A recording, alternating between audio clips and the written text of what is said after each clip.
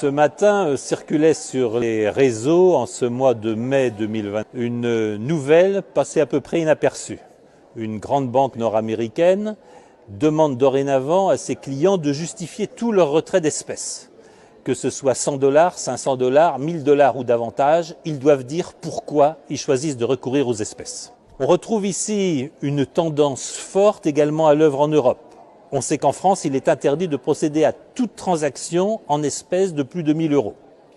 On sait qu'un certain nombre d'établissements bancaires, dès qu'ils sont confrontés à des retraits supérieurs à 1000 ou 2000 € dans le mois, demandent à leurs clients de les justifier.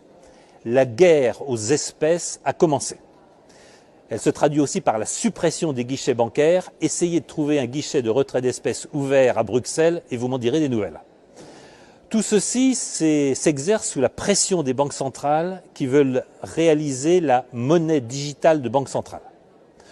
Tout ceci se réalise sous la pression d'une planète numérique et digitale qui souhaite que tous les paiements soient désormais exercés par voie numérique, ce qui aura de graves conséquences.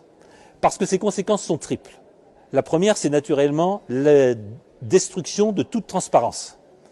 Les espèces vous permettent de procéder à des achats anonymes et en clair, de faire ce que vous voulez de votre argent.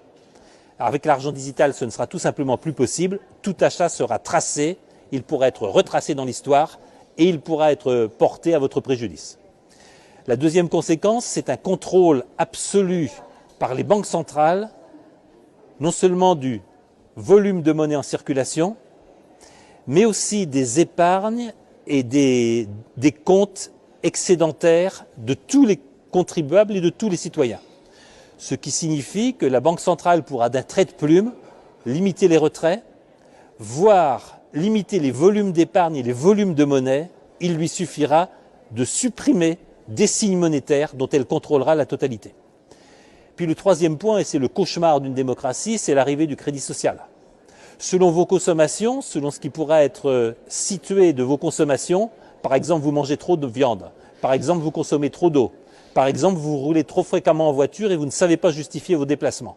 On pourra vous attribuer un crédit social, faire varier votre impôt et faire varier votre niveau de taxation. C'est ce qui a déjà lieu en Chine, mais c'est ce qui se prépare dans nos démocraties. Et voilà le réel point qui est en question. Je peux parfaitement comprendre que pour des raisons de contrôle de la masse monétaire, de contrôle de l'inflation et de reprise des masses considérables d'argent créées à partir de rien, les banques centrales se soucient d'un contrôle accru sur la masse monétaire. Je peux le comprendre, mais nous devons voir que ce sont nos démocraties qui sont en danger en adoptant des systèmes et des éléments techniques qui sont aujourd'hui le propre des régimes totalitaires. La propriété privée est un élément fondamental de nos démocraties. Le caractère sacré de la propriété privée et des contrats privés est un élément de base de nos démocraties libérales. Tout doucement, sous l'égide du numérique, sous l'égide de la transition écologique, sous l'égide de glissements présentés au nom des meilleures intentions, nous sommes en train d'abolir les différences qui séparent nos démocraties des régimes totalitaires.